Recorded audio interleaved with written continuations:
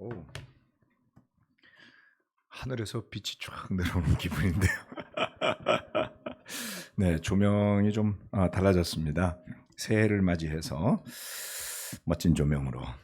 아, 오늘 설교 말씀 시작하기 전에 광고 두 가지 좀 드리겠습니다. 첫 번째, 목요일 오전에 있는 자매 예배는 내일은 없습니다. 다음 주부터 시작할 예정이니 일정 참고 바랍니다.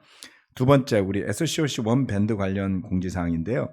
원래 그 잠실교회 바이블톡 인도자들 밴드로 시작을 했다가 오픈되어 있었으니까 한 100여 명이 지금 들어와 있는 밴드가 됐는데요. 잠실교회 없는 분도 계시고 나가신 분도 계시고 다양한 상태에 있어서 이 밴드를 조정을 해야 된다라는 목소리가 많았는데 지난 엊그저께 인도자 미팅에서 SCOC 원 밴드는 없애고 예배 책임자 또 바이블톡 인도자로 역할하시는 분들을 위한 밴드를 따로 만들기로 했습니다. 광고를 드리는 이유는 밴드를 폭파 삭제시키는 방법을 보니까 그 구성원 모두에게 강제 탈퇴를 시켜야지 돼요. 제가 직접 그러니까 100 몇 명을 이제 강제 탈퇴시키면 여러분한테 메시지가 갈 거 아니에요. SOC에서 원밴드에서 탈퇴되셨습니다. 안 가요? 가요. 그래서 혹시 그거 받으시더라도 불쾌하시지 말고 다시 다시 초대해 드릴 테니까 그 초대된 대로 들어오시다 이런 말씀으로 드리겠습니다. 자, PPT 좋네요. 자, 오늘부터 제가 주중 예배 앞으로 한 2달, 짧으면 2달, 길면 3달이 될 수도 있는데요. 교회에 대한 설교 말씀을 준비를 좀 했습니다. 우리 교회에 와서 성경 공부를 하면서 굉장히 감명 깊게 저는 성경 공부를 했었는데요. 특별히 교회 부분에 와서 굉장히 많이 배우기도 했고 놀라기도 했습니다. 저는 어려서부터, 그러니까 중학교 1학년 때부터 저는 교회를 다녔고요. 아주 열심히 다닌 적도 많았기 때문에 제 머릿속에 자리 잡고 있는 교회의 이미지는 이미 있었죠. 그러나 제가 생각하는 이미지가 아닌 성경 말씀이 가르치는 교회의 본질적인 모습을 새롭게 배우는 게 참 좋았습니다. 즐거웠고 그리고 가치도 있었죠. 지난 한 30년의 세월이 흐르는 동안에 수도 없이 아마도 제가 수백 번은 이 성경 말씀을 가지고 누군가와 성경 공부를 했다라고 생각해 봅니다. 그래서 시간이 흐를수록 그 교회에 대한 정의가 처음에 그 성경부 시리즈에서 있었던 것에서부터 조금씩 넓어지는데요. 신약 성경 전반으로 넓어지다가 그리고 구약 성경을 포함한 범위로 확장되기 시작을 합니다. 또 더 나아가서 그 교회라고 표현되는 에클레시아라고 부르죠. 그 교회를 하나님의 나라 내지는 하늘나라라는 개념과 연결시키며 묵상하고 공부하는 작업도 사실 수십 년째 진행 중입니다. 이미 우리가 속해 있는 교회, 우리가 연결된 교회들도 있고요. 그리고 다양하게 존재하는 수만 개라고 이르는 그런 기독교계의 교파, 교회들의 역사, 현실, 그리고 우리가 날마다 접하는 우리 교회의 현실 등을 끊임없이 접하고 배우고 느끼다 보니 교회가 이것이구나라는 생각보다는 좀 더 그 본질적인 의미에 대한 목마름이 더 커져가는 느낌을 받게 되었습니다. 교회의 근본인 우리 주님 예수님의 모습이 보다 더 뚜렷하게 보이기보다는 현실에서 접하는 교회의 이미지가 그 예수의 모습을 흐리게 하는 아주 역설적인 현상들을 자주 접하는 것이죠. 여러분은 어떻습니까? 그래서 제가 작년에 자매 예배를, 목요 자매 예배를 다시 시작하게 되면서 설교를 제 와이프가 하기도 하고 자매들이 들어가면서 하기도 하는데 설교를 자꾸 달라 그래요, 저보고. 그래서 그거를 자꾸 주다 보니까 귀찮아서 제가 직접 하겠다고 해서 이 책을 가지고 10월 중순 하순부터 설교를 12월 중순까지 2달에 걸쳐 진행을 했습니다. 그래서 지금 여러분 아마 스크린에 보일지 모르겠는데요, 신약교회 이해라는 책입니다. 제가 한 4년 전쯤인가 한 50권을 사서 교회에 비치했는데요, 아직 한 20몇 권이 남아 있습니다. 즉 대부분 관심이 별로 없었다는 뜻이죠. 그런데 이 책이 대단히 잘 써진 책입니다. 굉장히 단순하고요, 그러면서도 교회에 관한 내용들을 광범위하게 포함하고 있고, 더 중요한 것은 우리 그리스도의 교회의 가르침을 잘 담고 있습니다. 왜냐하면 그리스도 신학대학의 대학원 총장을 하셨던 기준서 교수님이, 이분이 교회사에 대한 박사 학위를 가지고 계신 분이에요. 그래서 이분이 쓰셨기 때문에 우리가 생각하는 그리스도의 교회, 환원운동의 교회의 모습을 잘 담고 있는 책입니다. 그래서 이 책의 취지에 대해서 쓰신 건데 이 뒤편에 있거든요. 제가 한번 읽어드릴게요. 크리스찬이들은 이 책에서 변형을 비판하기보다는 원형을 이해하고자 했다. 하지만 아무리 긍정적인 방법으로 원래 모습의 교회에 접근하려 해도 원래는 그렇지 않은 교회의 의미, 원래는 그렇지 않았던 침례의 모습, 원래는 그렇지 않았던 교회 조직, 원래는 그렇지 않았던 예배의 형태, 원래는 그렇지 않았던 교회의 역할 등이 여러 차례 우리의 앞길을 가로막았다. 이러면서 쭉 설명을 하고 계시거든요. 그러니까 원형대로의 말씀에 드러난 교회의 모습을 설명하고 그 다음에 공부한다라는 것은 참 누구에게나 어려운 주제임에 틀림이 없겠죠. 그래서 제가 지금 뒤에다 책을 한 10몇 권 빼놨습니다. 지금 한 20권 정도 갖고 있는데요, 이 책 없으신 분들은 가능하면 구입해 주시고요. 책 가격은 12,000원인데 10,000원에 구입하시면 되겠습니다. 이거 교회가 돈 주고 구입한 책이에요. 네, 2,000원 할인. 그리고 10,000원은 호프 저금통에다가 넣고 가시면 됩니다. 아니면 호프로 계좌 이체하시면 돼요. 그래서 나가실 때 필요하신 분들은 책을 가져가시면 되겠습니다. 모자르면 다시 더 주문하겠습니다. 자, 꼭 구매하시기를 권해드리겠습니다. 이분도 책을 더 많이 쓰셔야 되잖아요.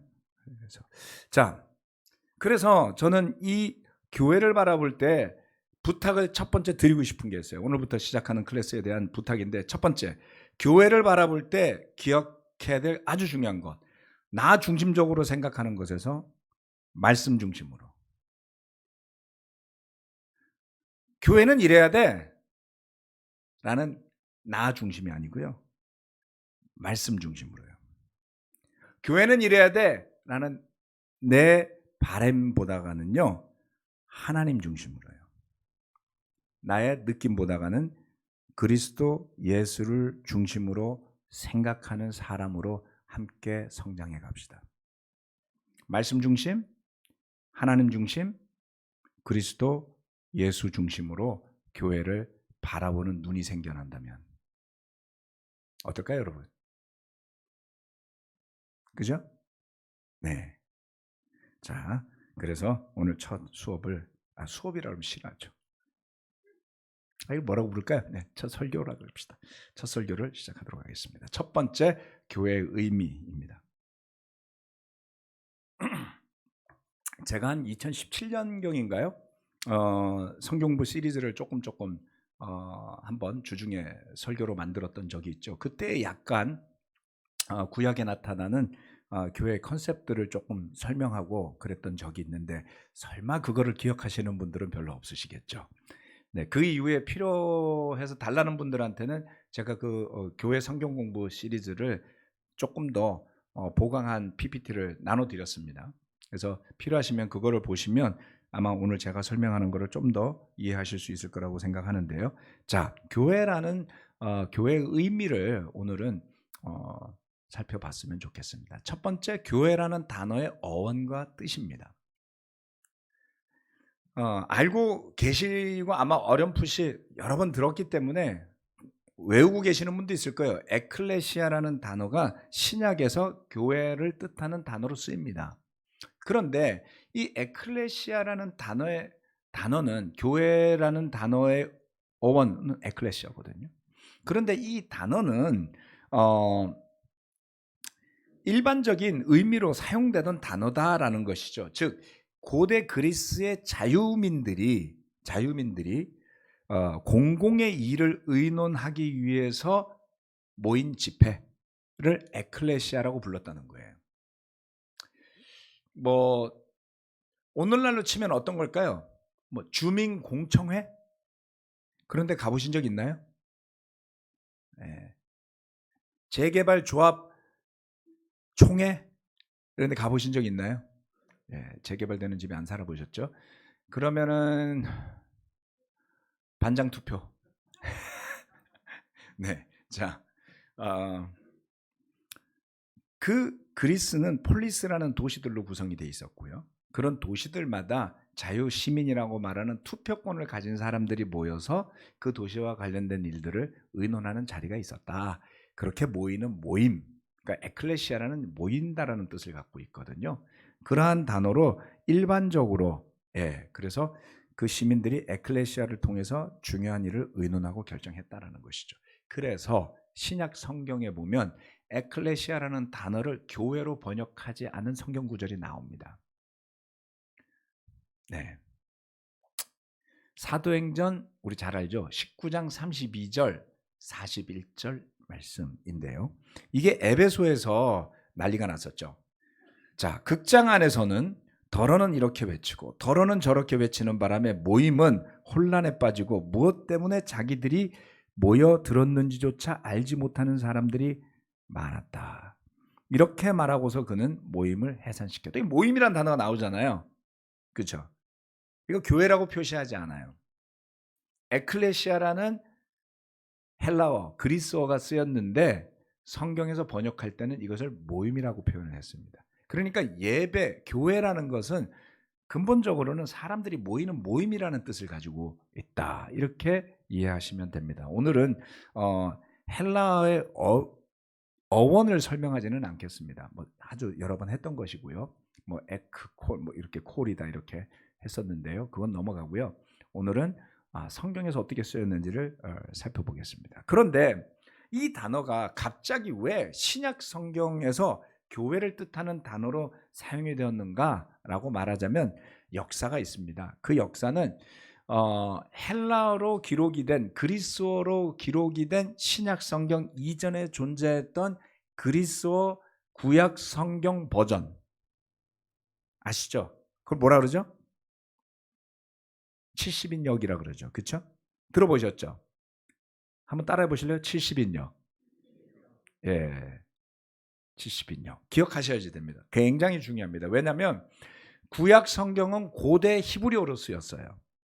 고대 히브리어로 쓰였는데 예수님 시대에 유대 사람들이 쓰던 그 지역의 말은 뭐라고 표현합니까? 히브리어라 그러지 않아요. 아람어라 그러죠. 그럼 아람어하고 히브리어는 완전히 다른 언어인가요? 아닙니다. 같은 언어예요. 그런데 우리나라 조선시대의 말하고 지금 현대의 말이 좀 다르죠. 나란 말싸미 가라사대 이러지는 않잖아요. 예. 관동 팔경 이런 거 우리 학교 다닐 때 국어 시간에 배울 때 좀 해석해서 배워야 됐잖아요. 그런 격이다. 읽을 수 있고 쓸 수 있고 많은 말은 뜻이 통하지만 현대어 2000년 전 그거를 아람어라고 불렀단 말이에요. 그런데 성경 말씀은 헬라어로 쓰였다는 거죠. 그리스어. 왜 그리스어로 쓰였냐? 왜 아람어로 안 쓰고? 그런 궁금증이 생기지 않아요? 네. 왜 헬라어로 썼느냐? 이미 예수님 시대에 헬라어로 번역된 구약 성경이 존재했었다라는 거죠. 그리고 헬라어라는 것이 그 당시 로마 제국의 가장 일반적인 언어로서 통용되는 문화적 수준이 높은 언어였다. 그래서 신약 성경은 헬라어로 쓰이게 됩니다. 자, 뿌리가 있는데요. 이것도 여러 번 들으면 머리에 인이 배기면 기억하시겠죠. 70인역이라고 부르고 영어는 septuagint라고 부릅니다. septuagint, septuagint. 그 70인역에 쓰인 단어가 두 개가 있어요. 어떤 단어가 있냐면 하나는 에클레시아라는 단어입니다. 즉 70인 역에도 에클레시아라는 단어가 자주 쓰이더라. 그런데 에클레시아라는 단어로 모임을 표현할 때에는 종교적 목적으로 모이는 모임을 이야기하더라는 겁니다. 자, 이스라엘 백성들이 스스로를 표현할 때 모세가 모세 5경에서 창세기 뭐 이런데 그렇죠? 민수기, 출애굽기 이런 데서 쓸 때 민족이다, 족속이다라고 쓴 단어들이 바로 에클레시아로 쓰였던 단어예요. 자, 그러면 구약 그 히브리어 구약에는 에클레시아라고 썼냐? 아니요. 가할이라는 단어로 씁니다. 백성들이 모두 모임, 총회라는 단어로 번역이 되기도 하고요. 가할이라고 하는 구약 고대 히브리어를 약 2000년 전보다 조금 더 오래된, 그러니까 한 2100년, 150년 시절에 알렉산드리아에서 헬라어죠. 그리스어로 번역을 했을 때 그 가할이라는 모임, 이스라엘 백성들의 어떤 거룩한 모임, 이를 총칭하는 단어를 에클레시아로 번역을 한 겁니다. 그래서 여러분이 히브리어 성경을 뒤져보면 목사님이 에클레시아라는데 왜 에클레시아라고 안 나와? 이러시면 안 된다는 거죠. 70인역을 뒤져야지 이게 나오는 거예요. 아시겠죠? 네. 자, 그래서 창세기 28장 3절 말씀, 35장 11절 말씀을 읽어보면 민족이다, 개역 성경에서 족속이다 이런 표현 썼죠. 네. 또 창세기 48장 4절 말씀에서는 백성이라는 단어로 나오게 됩니다. 네. 또 회중이라는 단어도 쓰죠. 여러분 회중이라는 단어 요즘 쓰는 사람들 많지 않나요? 회중교회가 어떠고 저떠고 그런 소리 안 들어보셨어요? 예. 그럴 때 쓰는 회중, 이스라엘의 회중이라는 단어도 씁니다. 욥기에서도 쓰이죠. 민수기에서도 쓰였습니다. 자, 그래서 에클레시아라는 단어가 적지 않게 구약 성경에는 이스라엘 백성들이 하나님의 백성으로 모이는 모습을 지칭하는 단어로 쓰였었다. 그러니까 아주 새로운 단어는 아니었을 것이다 라는 거죠. 그런데 그 단어만 쓰인 게 아니라 사람들의 모임을 표현할 때에 종교적 목적이 아닌 그냥 사람들의 모임을 표현하는 단어로 쓰인 것 중에 하나는 슈나고게라는 단어가 있습니다. 슈나고게, 그러니까 여러분 뭐가 떠올라요? 신약 성경에서 시나고그, 영어로 시나고그, 회당을 시나고그라고 불렀죠. 그죠? 시나고그. 그게 헬라어로 슈나고게예요. 그럼 이건 뭐냐? 사람들의 모이는 모임을 나타내는 단어로 쓰였던 것입니다. 회중, 무리, 때라는 표현을 쓰는 단어인데 레위기 8장 3절에 나와 있는 단어예요. 자, 그렇게 보면 예수님 시대에 회당이라고 부르는 기간이 있었죠. 회당. 구약에는 안 나오는데 신약에는 사람들이 회당에서 모이잖아요. 교육기관도 되고 결혼식도 하고 자기들이 모여서 율법도 낭독하고 율법 해석을 위한 토론도 하고 하는 그 자리를 회당이라고 불렀죠. 바울도 회당에 가서 선교했죠. 그 슈나고게가 시나고그가 구약 성경에는 사람들이 모이는 모임을 지칭하는 단어로 쓰이기도 했더라.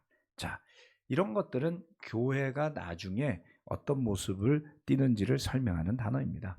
네. 이런 단어가 이제 아주 결정적인 순간에 등장을 하는데요. 예수님의 말씀에 등장을 처음으로 하게 되죠. 자, 신약 성경에서 에클레시아가 데뷔하는 겁니다. 우리가 잘 아는 마태복음 16장 17절, 18절 말씀이죠. 예수께서 그에게 말씀하셨다. 시몬 바요나야, 너는 복이 있다. 너에게 이것을 알려주신 분은 사람이 아니라 하늘에 계신 나의 아버지시다.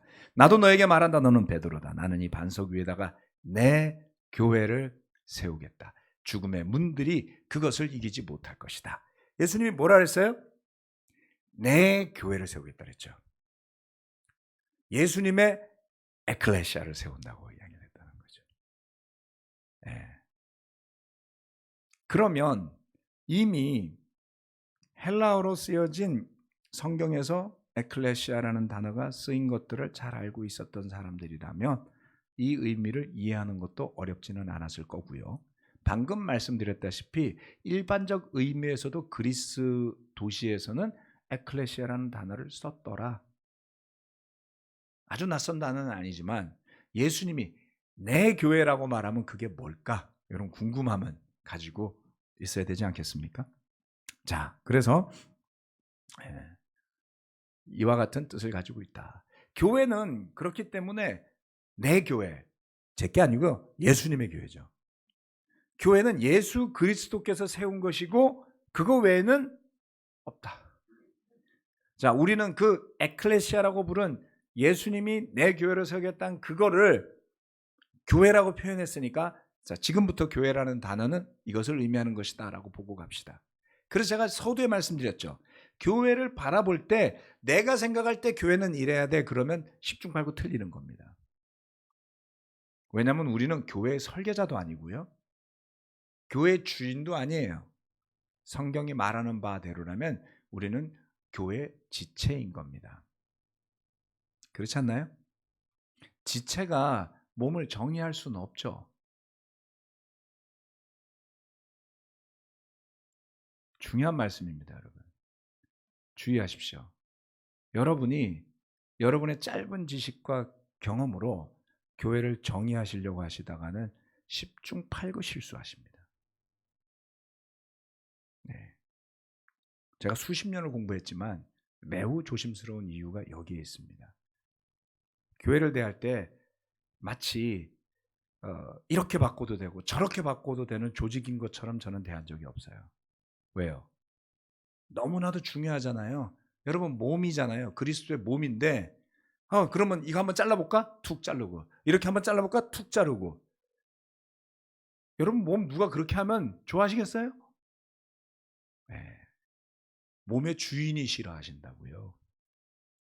예수님이. 그래서 우리는 굉장히 주의를 기울이며 교회를 바라봐야만 합니다. 자, 이 교회는 성경에서 나오는 표현을 따라 보면 특정 지역의 회중들을 일컫는 말이다라는 것을 어렵지 않게 할 수 있습니다. 오늘 레슨 길지 않을 거예요. 네, 벌써 두 번째고 세 번째가 마지막입니다. 멀리 왔죠? 네. 자, 고린도 전서 1장 2절 말씀은 뭐라 그럽니까? 고린도에 있는 하나님의 교회에 이 편지를 씁니다. 그리스도 예수 안에서 거룩하여지고 성도로 부르심을 받은 여러분에게 문안드립니다. 각 처에서 우리 주 예수 그리스도의 이름을 부르는 모든 이들에게도 아울러 문안드립니다. 예수 그리스도는 이 사람들의 주님이시며 우리의 주님이십니다. 고린도에 하나님의 교회라고 부르는 교회가 있었고요. 뿐만 아니라 각 처에서 우리 주 예수 그리스도의 이름을 부르는 모든 이들이라는 사람들도 있어요. 어떤 특정 지역이죠. 고린도라고 부르는, 우리는 아직 가본 적 없지만 데살로니가전서 1장 1절, 사실 이 예는 신약 성경의 서신서에 잔뜩 나와 있는 거예요. 제가 굳이 강조하지 않아도 되는데 하지만 이걸 생각을 해야지 됩니다. 실체가 뭐냐라는 거예요. 교회의 실체는 그 지역에서 속해 있는 어떤 회중들을 부르는 겁니다. 네. 바울과 실루아노와 디모데가 하나님 아버지와 주 예수 그리스도 안에 있는 데살로니가 사람의 교회. 자, 데살로니가 사람들이 모여 있는 교회가 있었고요. 그 사람들에게 쓴 편지가 데살로니가 전서 후서죠. 데살로니가라는 도시가 있다는 것은 어렵지 않게 알 수 있죠. 네. 자, 그래서 고린도가 교회가 아니고 고린도에서 모이는 회중이라고 부르면 그냥 사람들의 무리입니다. 모이는 사람들의 모임이 있었죠. 데살로니가로 부르는 곳에 있는 회중들이 있었죠. 그들이 교회였던 것입니다. 그래서 우리가 교회를 표현할 때 대체적으로 우리 그리스도의 교회들은 도시의 이름을 따거나 그 지역의 이름을 따서 부르는 일들이 많은 것은 바로 이와 같은 특정 지역의 회중을 칭하는 것이 교회다라고 믿기 때문이에요. 뭐 새빛교회 이런 거 우린 잘 안 하잖아요. 그렇죠? 깨알교회 이런 거 안 하죠. 예? 예. 새시대 교회 이런 것도 안 하잖아요. 전부 뭐예요? 좀 진부하지 않나요? 뭐 잠실교회, 뭐 명동교회, 뭐 강서교회 뭐 이렇게 부르잖아요. 그죠? 뭐 일산교회. 근데 일산은 뭐 제자 그리스도 이걸 붙인 게 일산 그리스도교에 이미 있어서 그래요. 전주 그리스도교도 있더라고요. 거기는 유학기파더라고요. 그래서 우리가 그 도시 이름이나 지역 이름을 자꾸 쓰려고 한다라는 거죠. 근데 이것도 예전에 뭐랬냐면 한 도시에 한 교회만 있어야 돼 이래서 생긴 복잡한 구조가 LA 교회하고 우리 서울 교회예요. LA가 우리가 생각하기는 한 도시잖아요. 가보신 분들 계세요? 공항에서 택시 타고 가면 택시비가 수백 불 나와요. 한 도시가 너무 커. 그렇죠? 그래서 오렌지 카운티가 카운티가 뭐야 도대체? 여러분 카운티. 예? 그냥 오렌지 카운티가 별도의 시 같아요. 도시예요, 그냥 도시. 그러니까 우리 서울하고 컨셉이 좀 안 맞더라고요. 가보면 우리는 구가 있잖아. 27개 구가 있는데 LA, 그러니까 로스앤젤레스 지역에 있는 카운티들은 그렇게 많지는 않은 것 같아요. 그거 살다 오신 분 중에 혹시 몇 개 카운티 있는지 아는 분 계신가요? 아무튼 6개예요. 자, 그러면 재밌죠? 6개 카운티에 9개 위전이 있잖아요. 근데 그걸 LA 교회라는 우산 밑에다 그냥 다 집어넣는 거예요. 왜 이랬는지 아세요? 한 도시 한 교회 세워야 된다 그래서 그랬던 거예요. 근데 사실 의미가 없죠. 시대가 지나면. 우리도 그래서 지금 뭐 강서에도 있고 명동에도 있고 잠실에도 만든 거는 그러한 한 도시 한 회중 뭐 이런 거에 집착할 수가 없더라. 그 당시에 뭐 에베소에 인구가 몇 명이나 있었겠어요. 고린도에 몇 사람 살았겠습니까? 송파구만 70만이에요. 그렇죠? 네. 그리고 차 막히면 송파구에서 저쪽 저기 강서구 가는데 한 2시간도 더 걸려요. 네. 옛날 도시 하나 벗어나는데 뭐 2시간 걸렸겠어요. 말 타고 가면. 네. 시골에 가보면 도시가 이렇게 쪼로미 한 100m밖에 없는 데도 있잖아요. 그래서 좀 다르다. 어떤 지역의 특정 회중을 지칭한다. 이런 정도로만 보는 게 훨씬 더 성경적이다라는 것이죠. 자, 세 번째. 교회는 목적을 가지고 모인 무리입니다. 이거 여기는 주목을 하셔야 돼요. 빨간 게 막 있잖아요. 그렇죠? 목적. 그 목적은 뭐냐면 예배예요. 예배예요.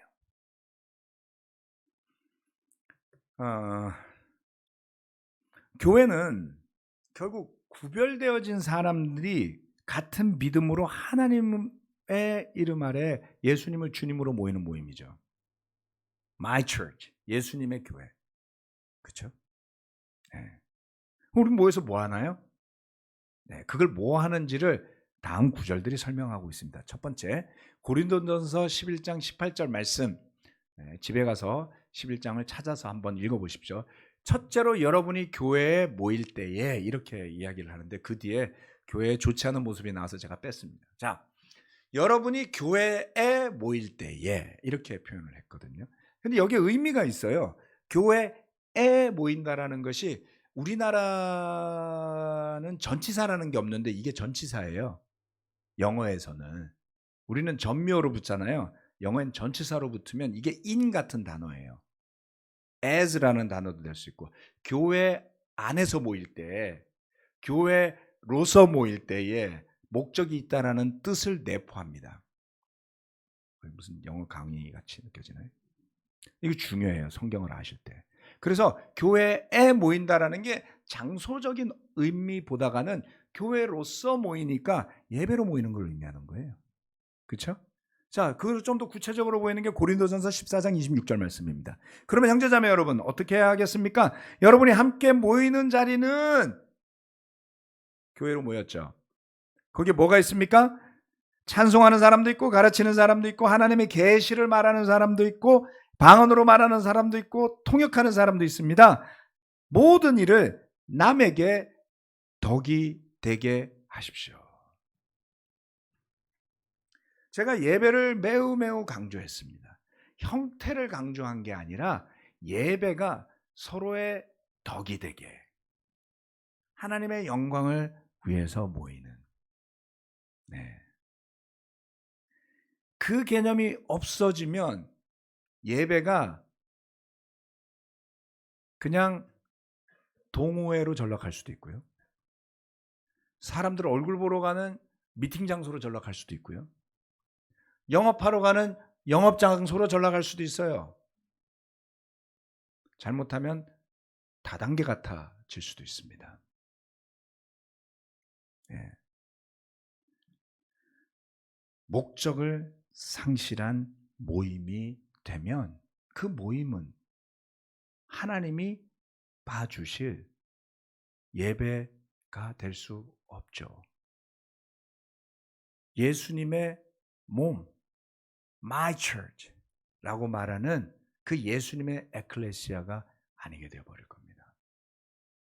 그래서 너무나 중요한 거는요, 우리가 교회에 모일 때에, 교회로 모일 때에, 교회로서 모일 때에, 함께 모일 때에 예배라는 목적으로 모일 수 있어야 합니다.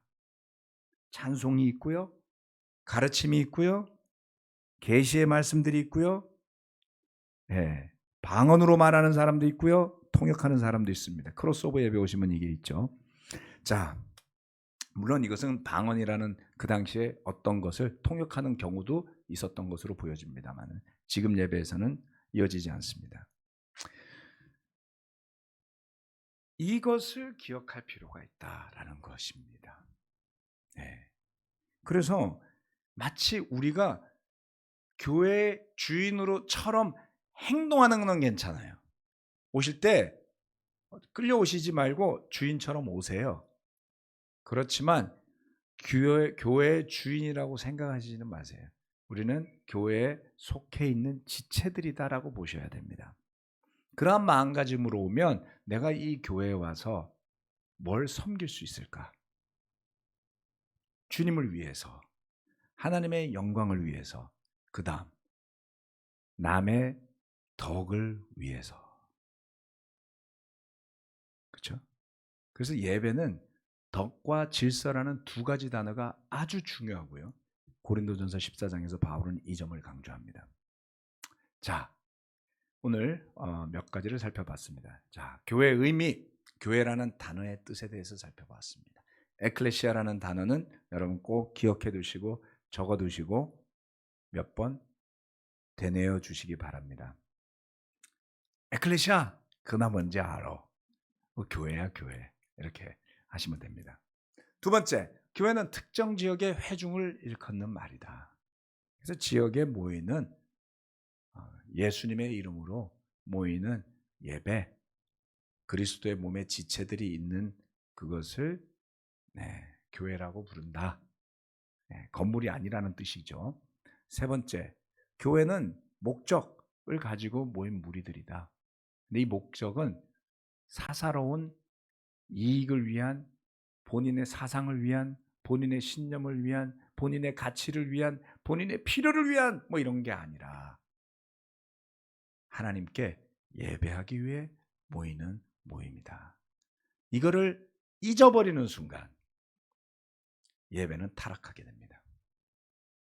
여러분이 모이는 예배가 온전한 예배가 될 수 있을 때 비로소 우리는 영적으로 충만하게 되겠죠? 다음 주 주제까지 미리 알려드리겠습니다. 다음 주는 교회의 본질에 대해서 말씀드리겠습니다. 이거는 포인트가 무척 많아요. 그래서 다음 주에 한 번에 끝나지 않고 쪼개서 하도록 하겠습니다. 기대하시고 오시기를 부탁드리고요. 가능하면 이 책을 꼭 구입해 주시길 바랍니다. 숙제로 가서 읽어보시고 궁금하시면 저한테 물어보시고 더 궁금하시면 제가 기준서 교수님의 전화번호를 알려드리겠습니다. 기도하고 마치겠습니다. 전능하신 하나님 아버지, 우리가 오늘 설명한 내용, 구약에 나와 있는 많은 단어들, 표현들, 에클레시아니, 슈나고게니 하는 것들을 어떻게 알 수 있었겠습니까? 이스라엘 백성들은 모세를 통해 율법을 받았지만 하나님께서 그들을 하나님의 백성으로 불러주셔서 그들이 모이는 그 집회와 모임에 의미를 부여하고 질서를 가르치고 했음에도 불구하고 정작 그 모임들을 만들어서 어느 시점에 메시아가 오셔서 그 메시아로 오신 그리스도 예수께서 나의 교회를 세우겠다고 하신 것을 가르치실 때에 그 뜻을 알아듣는 사람들은 매우 적었습니다. 성령님이 오셔서 베드로를 통해 사도들을 통해 마가의 다락방에 모였던 그 120여 명의 사람들의 간절함에 눈을 뜨게 했을 때 비로소 그들은 주님이 말씀하신 에클레시아, 그 주님의 교회가 생겨나는 것을 목도하게 되었습니다. 그로부터 많은 시간이 흘렀고요. 우리는 2000년이라는 시간의 갭을 두고 말씀을 통해 성령님의 깨우치게 하심을 통해 교회를 봐야만 하는 어려운 지경에 살고 있음을 고백합니다. 그러기에 주님, 그 교회를 바라봄에 있어서 우리가 말씀보다 한 발자국 더 앞서 나가지 않게 도와주시고 성령님이 인도하시는 것보다 더 뛰쳐나가지 않게 붙잡아 주시고 겸손하도록, 그래서 마침내 우리가 절제되어지고 낮아진 자세로 주님께서 허락하여 주신 아름답고 완전하며 하나님이 기뻐하실 만한 교회로, 예배로 드려질 수 있도록 저희를 축복하여 주시기를 간절히 기도드립니다. 예수 그리스도 이름으로 기도합니다. 아멘. 마치겠습니다.